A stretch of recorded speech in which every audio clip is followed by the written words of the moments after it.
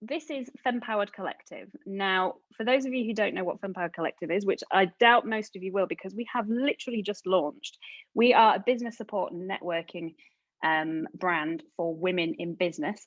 That's to say that this webinar is only for women. It is absolutely not, and I'll tell you why in a minute. But I was cheeky really and wanted to just use Fempowered Collective as the kind of driver for this webinar, because we are all about giving women who are just starting out, just starting the business. A lot of women over the past 12 months have wanted to start a business from the kitchen table. And it's been absolutely fantastic to meet and network with so many fantastic women. Then I thought that we just needed a support and networking group that would help people get off the ground and find their confidence. So we're running some free support sessions. The next one's on the 24th of February. So I'm sorry, this one is for women, not for men. So if you're a woman, you're just starting out, or if you work on your own and you've been established for many years, but you find that you do get a little bit isolated in your business, then please take a look at our website and see what we can do for you. So what's going on with my PowerPoint here? Every time I have to press everything twice. That's me. That's Sophie Metcalfe, and Simon Hudson is my partner. And we are actually the Sophie Group, which is a marketing agency. We're based in Pocklington in East Yorkshire, and we are all about marketing for growth. So, well, I say we're an agency. We are now going down more the consultancy route. So the last 12 months of lockdowns and business changes and pivoting the way that we're doing things, we are very much now going down the consultancy route. So we come into businesses and help them with the marketing, advise and get them get their strategies off the ground, and really help drive the business forward. So that's the sophiegroup.co.uk. And then under the Sophie Group umbrella, we have Fempowered Collective. So we are newly HubSpot partners. So HubSpot is a CRM system that we have just fallen in love with. And it's something that's absolutely revolutionized the way that we communicate with our customers. So we're now a HubSpot provider. We would love to recommend that to you. So if you've got any questions about HubSpot and CRMs and how you can talk to your customers better through marketing, servicing, and it helps you sales as well, then give me a shout after the webinar. We're also WordPress experts. We've built coming up to 100 WordPress websites in the past 4 or 5 years. So I think we kind of know what we're doing with that. WordPress is a fantastic platform. Wouldn't recommend any other platform for your website. So websites is something that we do as well, and we're also registered with the Chartered Institute of Marketing. A little bit of good news today is that I've just got my results. Not that I want to brag, but I've just got my my final results for my diploma in professional marketing, my level 6 diploma. So that came through last night. So I'm pretty chuffed with that. So we've got a couple of other webinars that we're running as part of this One Yorkshire series, part 2 of this webinar. So today we're talking strategy. We're also then going to talk about creating content. So we're going to go down the creative route on the 26th of February. Friday, the 26th of February, same time, and sign up via the Yorkshire Mafia website for that. So that follows on really nicely from this webinar. And then we're going to run under the Sophie Group umbrella, we're going to run the Scale Up Your Marketing Strategy webinar on Friday, the 5th of March, again at the same time at 1 o'clock. Just because I feel like that's a really nice time to do a webinar. It's the end of the week and your brain's probably thinking about the weekend and you actually just want to do something else than answer emails. So please join us for that and sign up through the Yorkshire Mafia website. So why are we here today? That is a good question. So we want to rethink how we plan our content marketing strategy. Like I said, today we're talking very much on the strategic side. So this is very much strategy, planning, setting objectives, and less about the creative side. That will come in the part 2 webinar. We want to learn how to use content to build your audience and leads, and also putting your content strategy ahead of your social media strategy. So this is very much strategic thinking, which is what I'm all about. So just if you have a question as we go along, there is quite a lot of content, which is good for a content marketing webinar. As I'm going along, please do put a question in the chat box. If I don't get to your question straight away, I am going to spend some time at the end of the webinar. Will the slides be available afterwards? I can. If you want me to send you the slides, please do drop me an email. My details at the end. I'll do that on WhatsApp. So if you've got a question, please pop it in the chat box. I'll try and answer it as I go along. But what I probably will do, and what I found last time, is that people will ask a lot of questions at the end. So I'm going to do a bit of a Q&A right at the end as well. And also, you may find at the end of the webinar that your brain's just gone a bit, this is a lot to think about. Go away and have a think, and then please do get in touch. I'm all about connecting on LinkedIn. You know, send me messages on LinkedIn. Drop me an email next week if you've had to think about it and you're not quite sure how to go forward from today, from all the amazing advice that I'm going to give you. So please do get in touch again. So I've got an open door, literally, virtually. So for this recipe, you will need, so this slide is very much about, for a content strategy, what does your organization have available? What do you have available as a business owner? What does your team, in terms of expertise, knowledge, and the tools and resources to be able to make a content strategy work for you? So really, really important. The central part of a content marketing strategy, in my opinion, is your website. So a customer-facing website is something that you need, and a basic understanding of SEO as well. Again, I always recommend WordPress. Fantastic platform. And I'm not talking about the user-made websites. It is really easy to go and set your own website up, but I do recommend having a developer involved if you've got someone who knows what they're doing, that they can develop a website from the ground up. They're not just using a template. It's something that is completely bespoke to your business and your marketing needs. So your customer-facing website is really important, and that it's developed properly. The ability to easily implement content on your website is also really, really important. The amount of clients that have come to me in the past and said that, you know, they want help with the marketing, they've got a website that they've paid money for, but they haven't got any access. They, you know, perhaps the developer hasn't given them the access that they need to be able to go in and develop the website further themselves. That's really, really important. Making sure that you've got access, that you're able to just go in, you're able to make changes, or you're able to hand it over to somebody that you may be outsourcing to. So you may be outsourcing to a freelancer who's helping you with your marketing, or your organization who looks after that. So you may have a marketing manager or a website manager. So the ability to be able to manipulate and change your website and grow it and develop it. It's really easy to think that a website is something that's just static, that it's like a, you know, it's almost like a leaflet or a brochure that you have printed once and then it stays the same. It's not like that at all. A website is something that grows with you, and it's something that you develop over time. So that's really important. And of course, you need the people or the skills within your organization to update that content. And I always say that content marketing, content strategy is 50% creative and 50% technical as well. So they have to have the knowledge and skills to understand, you know, to write great content. You then need to know how to implement that on your website properly for SEO, to make sure that it looks great on social media as well. So there's a lot of skills involved. And then also basic knowledge and understanding of social media as well. And then a CRM system which can help you deliver and organize your marketing and all the communications that you put out there. Again, little plug for HubSpot. So if you've got any questions about HubSpot and using CRMs such as HubSpot, then please do come to me. So my marketing mantras then, before we get started: there is no right or wrong way. There's only efficiency and effectiveness. And I cannot stress this enough. There's no wrong way of doing your marketing, unless you're going to go out there and completely offend people. That's not what you want to do. That's definitely a wrong way. There's no right or wrong way. It's very much about trial and error, testing and refining your marketing over time. So this isn't something that you're going to go away and implement and all of a sudden within a week, overnight, you're going to have a content strategy that's going to work for you. This is something that takes a lot of time, preparation, trial and error to get right. And essentially being realistic with your time and resources as well. So knowing what your organization and the people within your organization, or knowing what you yourself are capable of with your content strategy, that's really important. So you have to be realistic.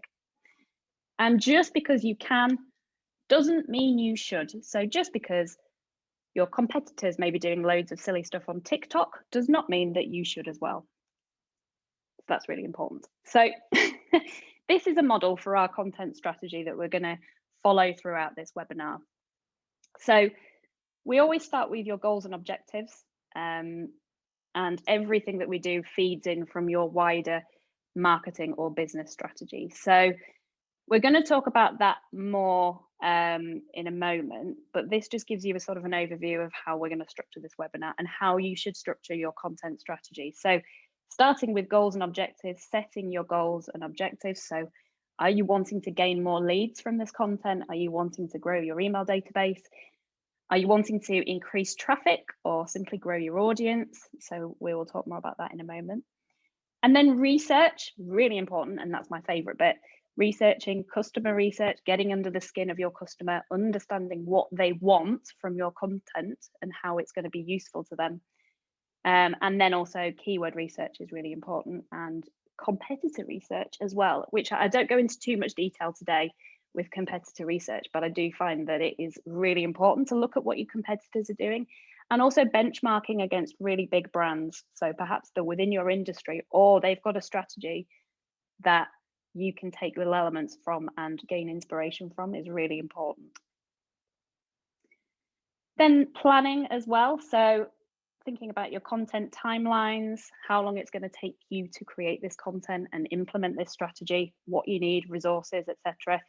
The budgets and costs is something that's really important as well. So it may be very well that you go out and plan a really elaborate campaign strategy that uses loads of content, but then if you don't have the budget to be able to implement it. So again, it's taking you back to what's realistic for your organization and the skills and resources.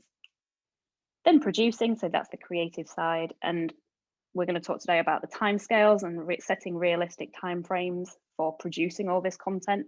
That's something that is really easy to fall on the back foot with. So, you know, you may think, right, I'm going to produce all this wonderful content that's going to gain me so many leads. It's going to be an absolute lead magnet, this campaign. I'm going to build my audience massively. I'm going to have a huge database from the back of it. I'm going to launch it in a week. And then it comes to the day before and you go, oh, actually, this is going to take about 3 months to actually pull all the resources together to actually launch it. So being realistic and kind of working backwards from the campaign of what needs to be implemented and the time that that's going to take. And then analyzing and refining. So this is where your effectiveness and efficiency. So as your campaigns and as your content strategy gets underway and you're starting to see growth in your audience, is it effective and is it efficient? So for all the amount of time that you're putting into this strategy, is it actually worth it? Are you actually spending more time than it's worth? Is it costing you more money to implement this strategy than it is?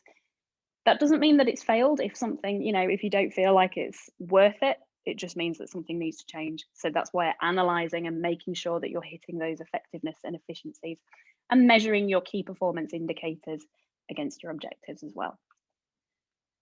So why is a content strategy important? So we always say content is king. And that, would you believe, is a little crown on top of the word content. Would you believe I used to be a graphic designer? And that's the best I could come up with. So that's a side point. So content is king. Content can feed into all your other strategies. It can feed into your social media strategy. It feeds into your advertising, your digital advertising, so your social media ads, your pay-per-click, so things like Google advertising. It feeds into that, feeds into your email marketing, your SEO as well. So you'll see that I've put 2 arrows between SEO and pay-per-click back into content. That's because I feel like with SEO and pay-per-click, with Google ads, through keyword research, it's actually feeding into each other. So you've got this lovely cycle of you're creating wonderful Google adverts that's getting loads of clicks. They're coming through and seeing all this fantastic content, but then the content as well can dictate the adverts that you're putting out there as well. So it's really important that you understand that content should be the central part of a content strategy, obviously. But I always say that you can't have a social media strategy without content. You can't have a digital advertising strategy without your content. And you can't have a content strategy without research. It all has to be well researched, well thought out, and you're hitting the spots with your audience, and that you're going to be drawing people in. So we're going to talk about the customer what's it called, in a moment. Come on, there we go. My PowerPoint's been really slow today. So content gives your audience everything they need to know before they buy from you. That's why it's really important. That's why we say it's king. And crucially, content builds trust between your customer and yourself. They know that you know what you're talking about. They're understanding that you are the expert in your field, and that builds that trust. And they're going to go, I'm going to come to these people and I'm going to buy from them. And that's where your customer research is really important. So what is content? It seems like a really obvious question, but I always say content is everything your audience can read, view, watch, listen to, or sample online. And I split these into 3 categories. So content split into 3 categories. So you've got brand or descriptive content, curated content, and user-generated content. So your brand content and descriptive content is everything on your website, everything that they can read about you, about your company. So your company information, all the about pages, your team pages, product descriptions. If you're an e-commerce site, all your products will have product descriptions. That is classed as your descriptive content. If you provide services, you have to make sure that they're really well thought out. The wording is really easy to understand, and the customer knows that what they're going to buy from you is exactly what they need. So it's all descriptive, says exactly what you do on the tin. Things like case studies and imagery as well. So the imagery and the design of your website as well, that is all classed as brand or descriptive content. So we're going to focus mostly today on curated content. So curated content can be everything from news and PR, so good news, the PR that you put out there, the stuff that you get into newspapers, onto the radio, informative blogs. So this is the content that you may spend a lot of time creating, how-to guides, ebooks, downloadable content as well, things like videos, imagery again, so curated image galleries that really showcase what you do as a brand, and then your social media as well. So the content that you can put on social media that doesn't necessarily also go onto your website. So when you put things like photographs, and you may put a post out there, a bit of information out there that doesn't need to go on your website, but you'll use social media as a channel for that. And then user-generated content. So this is things like reviews, influencer content, forums. So it's everything that your customers are doing for you. So this is all the marketing that they're doing for you.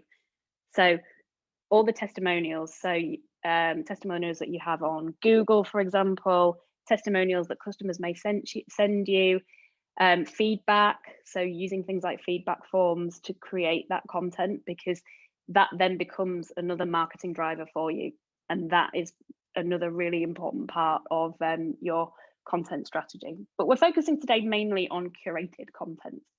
So this is the stuff that you have to put the most effort into generally.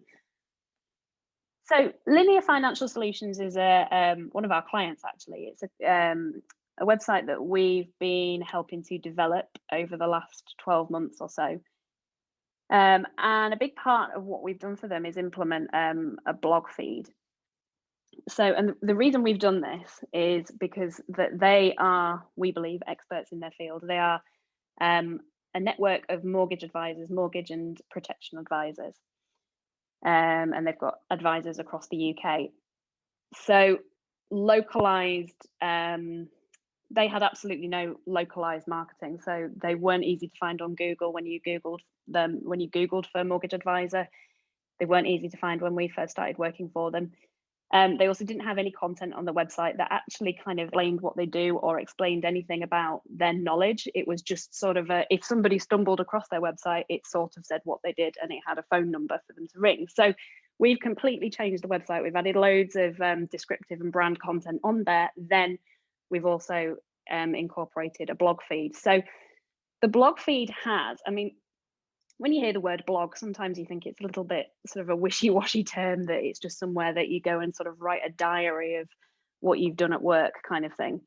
When we say blog, we actually mean it's a feed of content that is really valuable and actually drives customer engagement. So we've put on there loads of different guides. So you can see on there things like Blue Monday, don't feel overwhelmed about debt, the financial health check, making sure that your home insurance policy is right for your needs, everything on there that gives the customers an understanding that you know what you're talking about. And also each of those blogs, each of those articles gives actual, real, valuable advice. And I'm going to come on to the steps of the customer journey and how that helps the customer make the decision to come to you.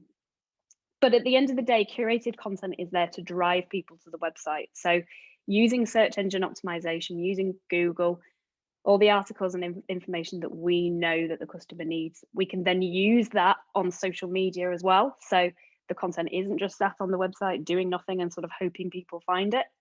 It's also being used on social media. So the content feeds into the social media. But interestingly, we don't actually rely with linear, we don't rely on social media to drive traffic to the website. We actually rely on Google quite heavily. And the strategy is very focused on using keywords to get people to stumble across linear and find it. So good content then.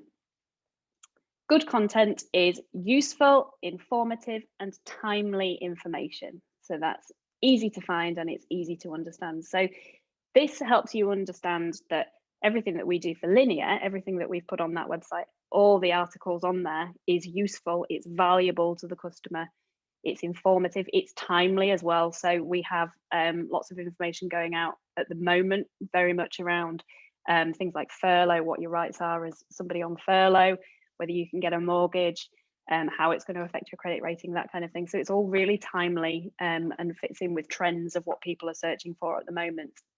Also, it's easy to find information, really user-friendly and easy to understand. So webinar 2 at the end of February, I'm going to talk very much about writing content, which fits in with this content strategy.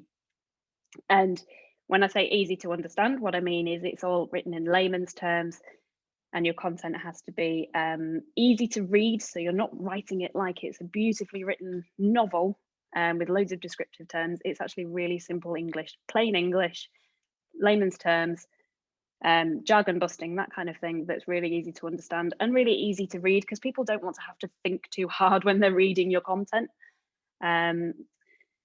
So one fantastic example of a content marketing machine is Money Saving Expert. And I always look at this for ideas and look at the way that Money Saving Expert curates their content and the way that they update it, and then the way that they feed it out through their different channels as well to get people to keep coming back to the website, because that is your ultimate goal. So I will talk towards the end as we go through the customer journey a little bit more about Money Saving Expert and how they do it.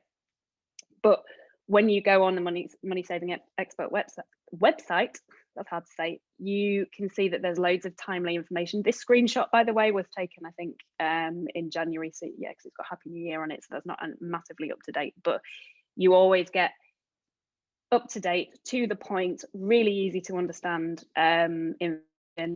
with loads of links that take you out to their affiliate websites. So loads of downloadable guides, that kind of thing. It's a really great example of a content marketing machine.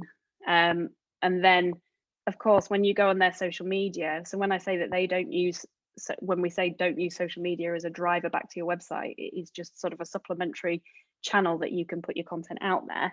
When you look at Money Saving Experts Facebook page, for example, they'll put posts on there, and you can see from these 2 posts here, they don't get a massive amount of engagement. That's because they've already got their customers bought in, because the customers are coming in through Google. So they're not relying on social media to drive people back to the website, or to drive people to the website. They're kind of using social media as, well, it's a platform there that they know people are going to be following them, but they're not necessarily going to be relying on Facebook to drive people back to the website. And then, of course, they've got a huge, vast, wouldn't be surprised if it was in the hundreds of millions database, email database, sending emails out. Their emails are fantastic.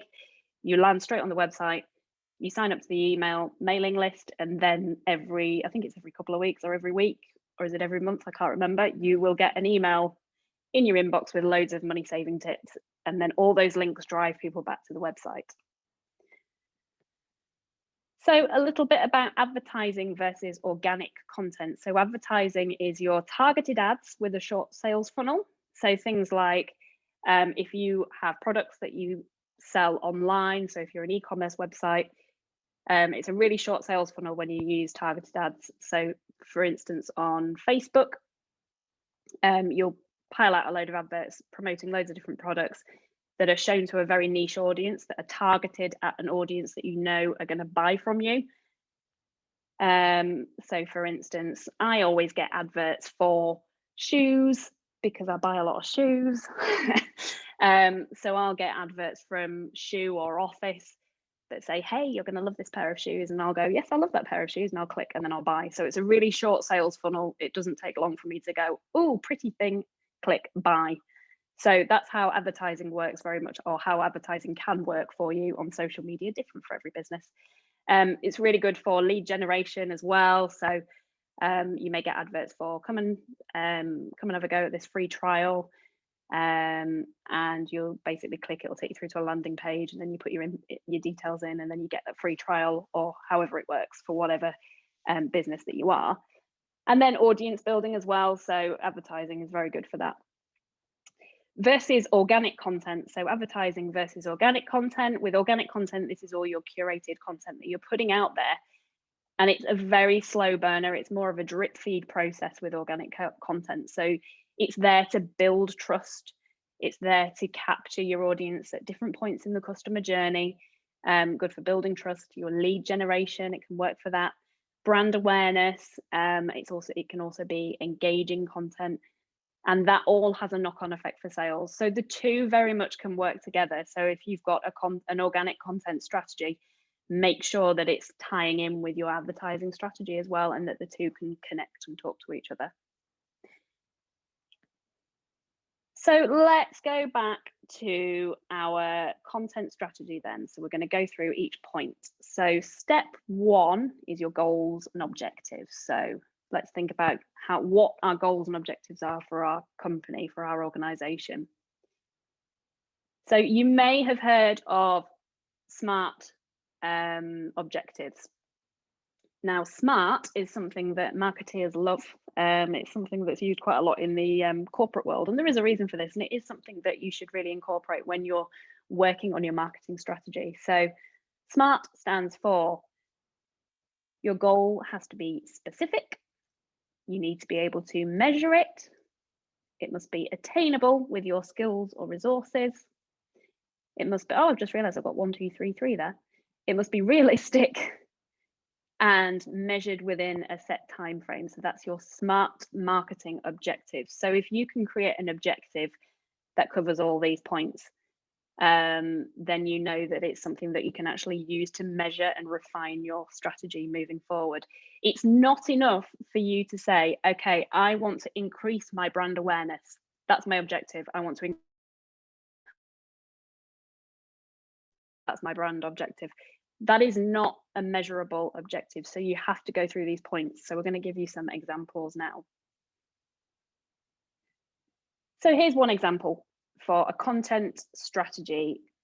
One objective could be, I want to gain 20 quality leads from my website within 3 months. That is specific, it is measurable, it's attainable, it's realistic, frame set to it. So that's a good lead, put those in the wrong order. That's a good lead generation objective example. Say an audience growth objective. I want to increase my email database by 50% in the next 6 months.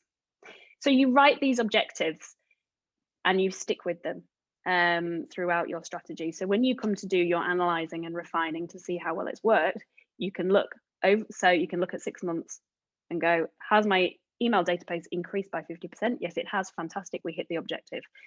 If you're thinking we're not going to hit this 50% in another 3 months, what do we need to do to tweak the strategy to make sure that we do hit this objective? So you understand that it is really important to have objectives so that you can measure and you can understand that you are on the right track with your strategy.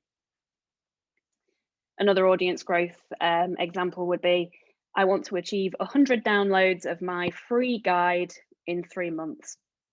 So at certain points within that 3 months, you're going to look and go, are we hitting it? Are we going in the right direction? Are we going to get 100 downloads in 3 months? And if you know we've only had 2 downloads in the first month, what do we need to do to change and tweak the strategy?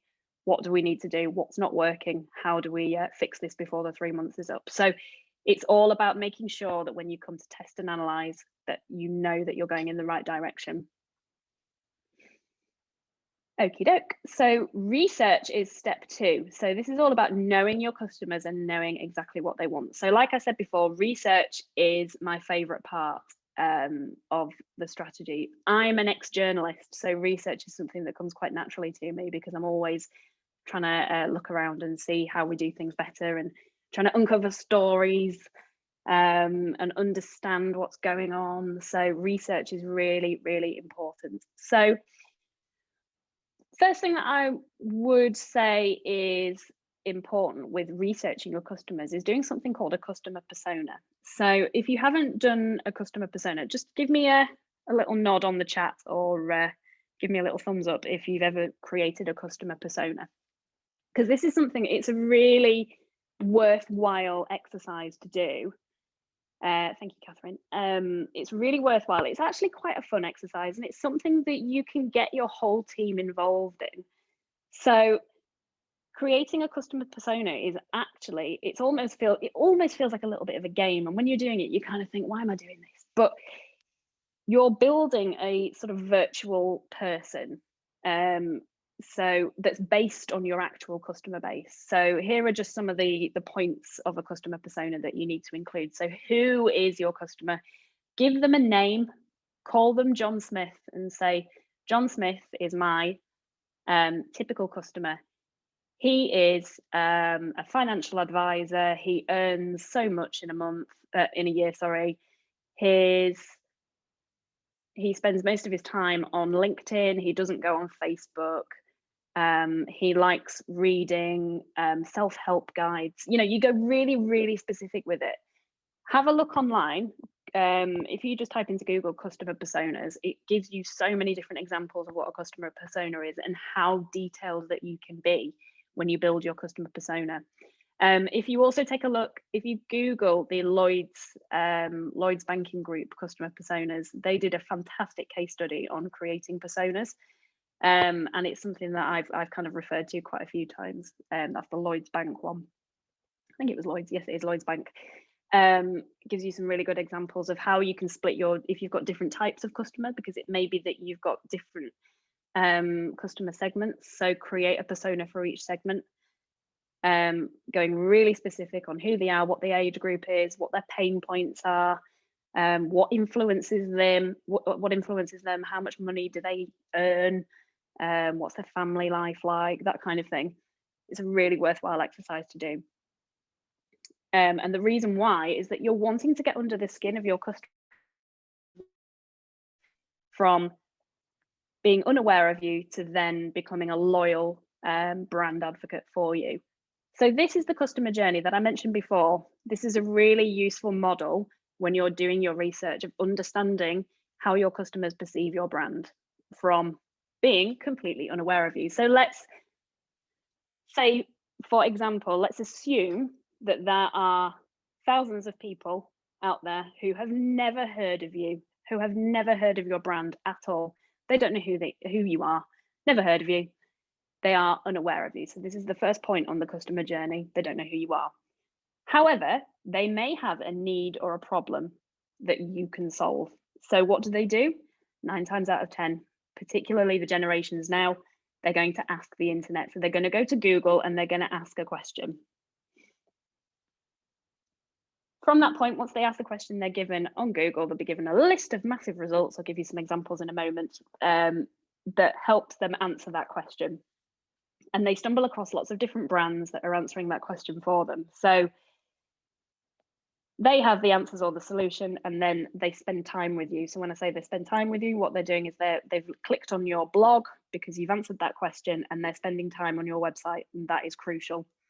And then they start to consider you. So are you trustworthy? How do you compare to other brands? So we're focusing on the first 3 points of the customer journey. You'll see after that, from the purchase point, there's then retention and loyalty, but we are just talking about the first 3 points here. The second point, once they become interested in your content, that is a crucial moment where you can capture their details. So when we talk about content on the customer journey, all these different touch points, what does that? So in the unaware phase, the different tactics you can use include things like your keyword strategy, so your search engine optimization, even on YouTube, thinking if you put videos and content out on YouTube, making sure that you're using the right keywords and that you're going to be found. Things like podcasts as well, making sure the keywords and it's all set up properly. And then PR is another great tactic for getting the name out there. So using local newspapers, radio stations, etc., to drive your brand awareness to people who are completely unaware of you. And then interest, my PowerPoint has been really sticky today. So once they're in the interest phase, they've learned about you, they know who you are now, so they've heard about your brand. They're in the interest phase, so you've now got their interest. So what can you do at this point to keep their interest? So this is where the blog content, the content on your website, how is your brand perceived through your website? Is all the information there? Are you answering questions for them? Are you giving them things that are of value? So things like downloads, things like ebooks, free guides and templates, your videos and your podcasts, again, those types of things. If you're allowing that person to spend more time with your brand, then you're doing something right. And then when they start to consider you, if they want to buy from you, or they're thinking about buying from you rather, what's going to make them jump off the cliff and buy from you? So things like case studies, things like your reviews and testimonials. This is where your user-generated content becomes really, really valuable for you. So making sure that you're asking for feedback from your customers and that you're then making that available for other people to read. So even using things like your Facebook page, your social media, to put the feedback out there, allowing people to talk amongst themselves, allowing your customers to communicate with each other about how fantastic you are and that you should buy from this brand is really, really valuable. And that's something that I always push forward with clients. And the first thing I say is, you haven't got any reviews, go out there and collect some reviews, because that is really, really valuable. It's what could make you attractive to your competitor.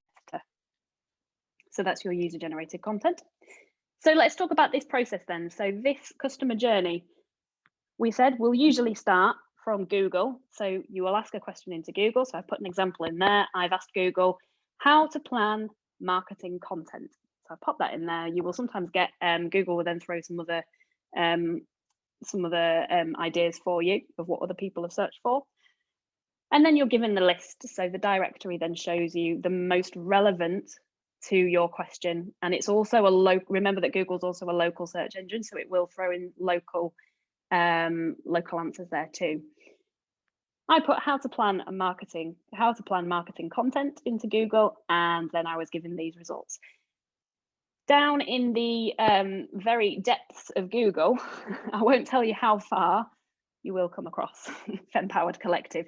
The reason why is we're a very new brand and we have only just literally started implementing our content strategy, and it is about to ramp up massively in the next month with the build up to International Women's Day. So look out for lots of content there. So down in the depths of Google, I'm going to say page 2. It's not page 2, it's a lot further down. There is Fempowered Collective. So one day this will be on the front page. That is my goal. So there it is, and I go, oh, planning your content for 2021, Fempowered Collective. That sounds really interesting. I am going to click on that because it's on the first page of Google. So it must be really authoritative and they must know what they're talking about. So I click on that link and it takes me through to a blog. And this blog has loads of advice, lots of interesting ideas and tips and hints. These people know exactly what they're talking about, and I'm going to carry on reading. As I get down the page, I come to this. My reading is interrupted by a button that says download your free 2021 calendar. So I click on that button. I go, well, these people know what they're talking about. So this guide must be really, really useful. This planner must be so useful for me. I'm going to click on that. And then I'm shown a form. I'm going to fill in my details. It's all GDPR compliant, so that I know I'm going to get some other marketing communications, but I don't care because this looks like a really good brand to buy from. They know what they're talking about. And then, of course, at that point, we have, as FemPower Collective, collected that data. So where I said that 0.2, when people are interested, you've caught their attention, it is really, really important. The easier that it is for you to capture that customer's detail, that potential customer's details, the better. So now I can send out email marketing to this person. It's, you know, this is just an example of one of our emails that we sent out recently. It was in December actually. So it's an email that then is driving people back to our website. So the nice big pink button there that says find out more, and that takes them back. So this is where you start to see that organic content is actually a drip feed process, and you're basically nurturing the customer over a period of time. So it's not like advertising where you've got that really short sales funnel that you have to capture their attention and get them to buy in a really sort of short space of time. Your content strategy should be over a longer period of time. You're nurturing them, you keep bringing them back to your website, you're keeping them interested across all your channels. This is where they start to follow you, they start to consider you, they'll follow you on Instagram, they'll follow you on Facebook, they'll join your Facebook group, and you keep putting this content out, and then eventually they will come to you and they will become a loyal customer. They'll buy from you, they'll convert, and then they become a loyal customer. So capturing their details is really important. That then allows you to directly market to them through your email marketing, and then you're driving them back to the website. So again, Money Saving Expert, fantastic example. And I love using this as an example, like I said before. So interestingly, with Money Saving Expert, if you are familiar with the website, anything that you put into Google that is around money saving or anything to do with your finances, you will generally stumble across Money Saving Expert. So the website actually makes income through affiliate links using a system called Skim Links, and I don't know if you've heard of this. So Martin Lewis always maintains that Money Saving Expert is for the people. It is a free service that everybody can use. You go there and you get real information. He has a team of, I think, about 100 journalists and researchers who are constantly churning out this content for you to keep going back and getting the right information.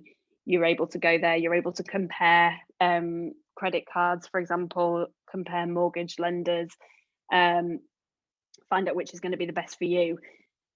The reason why he's an absolute genius is that he doesn't, the website doesn't do any advertising. So they don't sell advertising space on their website at all.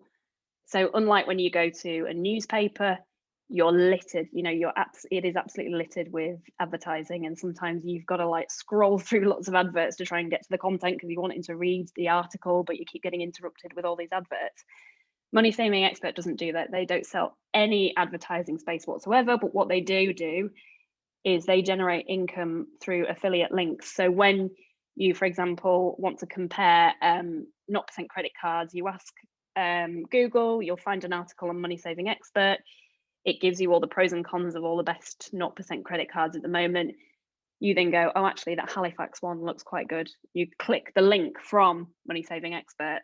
It takes you through to Halifax, and then Money Saving Expert earns money from that click. So it's either a commission, or they'll either earn a commission on what the customer spends, or they earn income per click. I think that's how it works. So it sort of entirely depends on how they've set that up with their affiliate partners. So that's how they do it, and that's an example of how you can monetize your content if you ever got to the Money Saving Expert level. So I always find that really, really interesting. That's how it works. So for example, just to illustrate, you would type into Google the best 0% credit cards. You're then presented here with the top 3 results. There are adverts, so they've paid to be there. So those are the Google ads, they're your pay-per-click ads. Money Saving Expert is the first organic listing that appears. Interestingly, Money Supermarket owns Money Saving Expert. So you can see how they've kind of, without it throwing it in your face, they have sort of monopolized the first page of Google, which is why Martin Lewis is an absolute genius. And it's really worthwhile spending some time just on the website, just having a look around at how they curate their content and how they're actually generating income from that content, just as a sort of exercise of how to do it right. basically. So linear, going back to this example of what we've done for linear, so they've got loads of different articles out on their website, loads of different guides that you would come across. You would ask Google, okay, I'm getting a divorce, what do I do about my mortgage? And you can see there is an article. You would then click on linear, you come through to this article, it gives you loads of different advice, and then halfway down the article you're interrupted with a button, start your 60-second mortgage match, and that is your data capture. So that takes them through, the customer, through a process of entering their details. Linear have then captured that detail, all that data. They're able then to market to them. Now, this isn't about, when you talk about email marketing, and I have this conversation with people quite a lot, that people are always afraid of email marketing because of the whole GDPR rules that came into effect in 2018. And then people saying that they don't want to spam people. Don't be afraid of using email as a marketing driver, because it is really worthwhile. If people are genuinely interested in the content that you've put out there, if they're genuinely interested in your brand, they are going to give you their details because they want to find out more. So there's the balance of making sure that your content is valuable enough and that the customer thinks that you know what you're talking about. You're not going to spam them. You genuinely, they genuinely want information from you. They genuinely want to know. So PowerPoint keeps sticking. There we go. That's your lead generation. So taking me a slight tangent away from the research phase, but it just sort of gives you an idea down the line of how your content strategy should work. So once you've got all that content on your website, you then feed that into your social media strategy. So then you can then use that across your social media to drive people back to your website. Planning then, so step 3, what you've got to think about is planning your content strategy, planning your content. Now, we've talked about your objectives, we've talked about your research, now planning. So this is things like your content timelines, the channels that you're going to use, the budgets that this is going to take to implement, and the skills and resources that is needed for that. Oh, got a random thing there on that slide. So one way that you can do this is to create if you've ever used a Gantt chart, if you are into project management or you've ever done any form of project management in the past, you'll be aware of a Gantt chart. So a Gantt chart, they can be really, really detailed. Sometimes it's one of those spreadsheets that you look at and go, what on earth is going on here? I've seen some in the past that can include budgets, etc. Includes absolutely everything, your skills, your resources, all in one sheet that you can see over a period of time and how the project is going to work. I like to create really simple ones. So for your content strategy, you can create a sort of very basic form of a Gantt chart where it's almost like a calendar. It's a visual guide of the content and the campaigns that you're going to run, the content that you're going to need for that campaign. So this is one that I've created in pink, which is very lovely. So for example, if you can see in the campaign row where it says campaigns events, I've put in an IWD, so that's an International Women's Day event week. So that's letting me know in those top few rows that there are events coming up and I'm going to need some content around that. So I work back from that date. So International Women's Day is on the 8th of March. I know that's there. I've popped it in the thing. There's a visual indicator of when that's coming up in March. I work backwards from that and I know what content I need to build across all my channels to be able to deliver a campaign for International Women's Day. So this is really basic. This doesn't give you titles. It doesn't give you blog titles. It doesn't give you wording for your, it doesn't give you any wording for your posts that you're putting out on social media, for example. It is literally just a visual indicator. So that campaign is at the beginning of March. All the way through February, I'm going to run blogs every single week. So I've popped them in there. I've given them a color code that matches. And then on social media, I know through February, I'm going to be running different call to action posts that are going to get people to go to the website. I know that at the end of January or towards the end of January, I was going to implement a landing page. So you can see there in week 3, week commencing the 18th of January. Under landing page there was a page there that would go live that would have the sign up form there for people to put their details in to be able to register for an event. So you work backwards from your campaign and you build it up over layers, and you can actually download this content calendar and lots of information on how to use it from our website as well. So if you haven't done already, please do. It's fempowercollective.co.uk/free resources. And you will find that you will have to put your details in to download this content, which actually, if you want to do that, just to see how I've done it, so how I've actually structured the lead generation campaign. So you go to that page, you'll see loads of information on there. There's a form there, you enter your details. From that form, you click submit, and then you're taken to a landing page where you're able to download the calendar.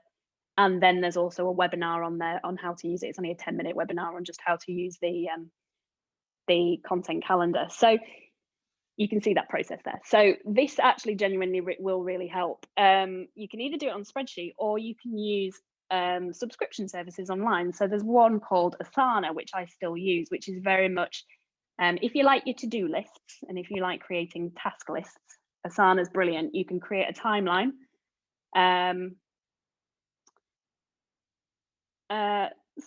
Sorry, I've just got a question. I've spent this wrong. What is a CRM? CRM is a customer relationship management system. So HubSpot, for example, you can run marketing, email marketing campaigns through there. You build your email database. It's where you look after your customers, so you can log emails between your customers. It's got a servicing system on there as well. So if somebody puts in a ticket, or somebody needs, one of your customers needs a help, you can log it all in there. It's all kept in one log underneath each customer, so you can keep track of the relationship that you have with that customer. Does that answer that question? I'll continue. So that answers what is a CRM. Thank you for that question. So for your campaign management, for building up your campaigns, for building up all the resources and skills that you need, things like asana.com, and then monday.com is another one. It's very similar. If you Google what am I trying to say? If you look for Asana, and then you'll see loads of other examples of how to build a campaign over time, how to, all your tasks and to-do lists. This all helps with your planning, your content management, and not your content management. I've been thrown off by that question, sorry. All the, building your calendar, your skills and your resources and what you need for your strategy. So step 4 is producing. So again, I'm not going to go into too much detail about this today because there's the second webinar that's coming at the end of the month. Any questions about creating content? Andrew,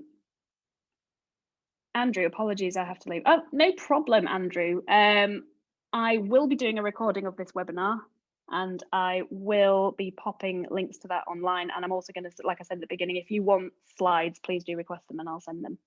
So creating content, this webinar is on the 26th of February. So I'll give you a little insight. We're going to talk about how to create useful, informative and timely information that is easy to find, it's easy to understand, and gives your audience exactly what they want, and that is the answers. So that's your creative and technical. Step 5, so this is the final point that I'm going to make, is all about analysing and measuring. So as we talked about before, building your objectives helps you set a time scale on what you want to achieve with your content strategy. And that's really important for analysing and measuring. So places that you can do all your analysing and measuring, places that you get all this data of how many people have visited your website, how many people have that's not good English, how many people have read your content, how many people have come through from Facebook, how many have come through from Google. All this information is available on Google Analytics. So your website has to have Google Analytics installed. And you can find things like the amount of people that have been on the website, their sessions, the time that they've spent on the site, the click-through rate. Click-through rate can be calculated basically by the click-through divided by the number of impressions that your site has been seen. I'll show you how you can do that in a minute. Your channel acquisition, so where they've come from, and the referrals from other sources as well. So if you advertise on other sites, on other websites, if you advertise, say, for example, on something like Mumbler, which is a fantastic directory for mums. We've done advertising through Mumbler with some of our clients before in the past. You can see on your Google Analytics how many clicks have come through from there, so how many referrals you've had from that campaign. And then Google Search Console often gets forgotten about.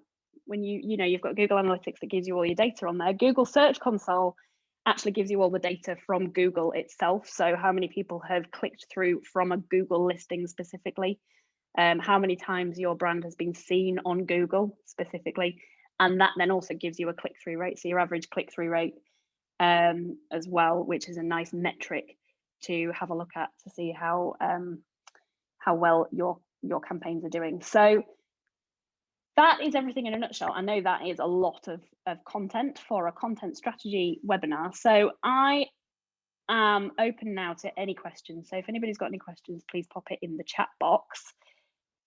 Otherwise, if I have fried your brain a little bit, I'm sure I haven't. I'm sure you're, this is, there's a lot to do. And I think that's something that you have to remember with marketing, is that there is so much, so many skills, so much that, you need to be involved in. You need to have an understanding of so many different aspects of digital marketing. You need to know how to work a website. You need to know how to log in, create the content, how to post it properly, how to change your metadata.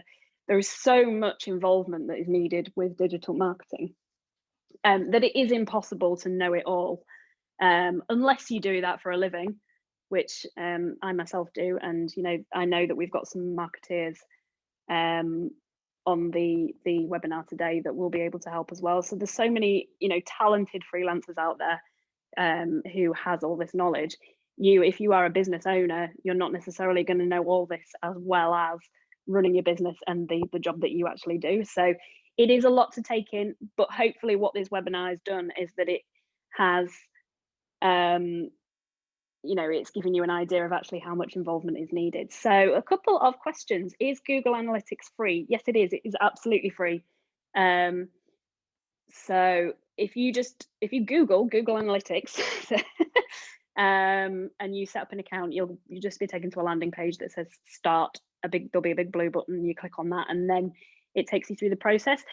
Now with Google Analytics, there is a little bit of development knowledge that you need. Again, this is something else that you need to know, because there is the implementation. So it gives you a little snippet of code that you have to copy and paste and put onto the back end of your website. So again, if you've got some development knowledge there, it's really easy to do. It's not too complicated, but it is something that you need to understand the back end and the inner workings of your website to be able to implement. What if the potential customer is not aware that my unique service actually exists? So that is where a content marketing strategy, or just a marketing strategy, is really important. So Harold, if you don't mind, are you able to just give me an idea of what your service actually is? Because what you're saying there, if the potential customer is not aware that my unique service actually exists, what you're saying there is that you need to do some marketing. Is the simple question, is the simple answer. Harold, if you give me a little bit more details, then that would be fantastic. And then I'll be able to give you some examples, Harold. Or if you want to drop me an email and we can have a further chat, then please do. I have two emails. So obviously I've got sophie@fempowercollective.co.uk, and I've also got sophie@the Group. I am the same person. If you email either of those, it will come through to me. So if you've got any further questions, or if you want to go through any part of today in any more details, do just drop me an email. Please also connect with me on LinkedIn. I love making connections. You can also just drop me a message on LinkedIn as well if you connect with me. and we can open up a conversation, and I'll give you some more hints and tips. Absolutely fine with that, not a problem. But I think that really concludes today. I'm going to all right, Harold, yes, please do email me and we'll have a better conversation there, because I think I just need a little bit more info about what you do. I look forward to that. So Michelle, thank you. Sophie, that was really useful. Oh, bless you. Not a problem. I've really enjoyed today. Awesome, Sophie. My head is full now. Sorry, Sam. I didn't mean to fill your brain on a Friday. Hopefully I filled it with good things and lots of good information. It is a lot. Like I said, you know, you can't sum up marketing. You can't sum up content marketing in an hour. So this hopefully is just giving you sort of a run through of the process, everything that you need to be able to build a content strategy. See you on the 26th. Absolutely. No problem, Peter. Thank you very much.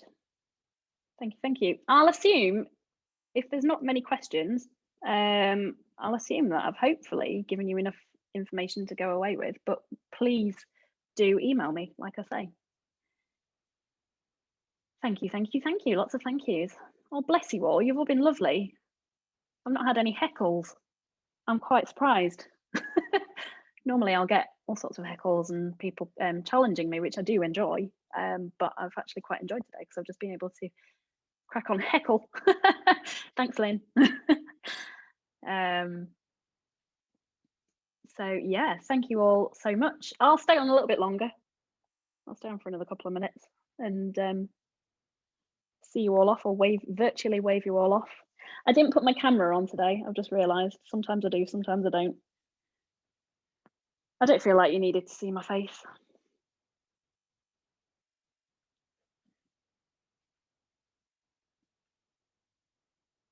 Brilliant. Thank you all so much. That's been lovely.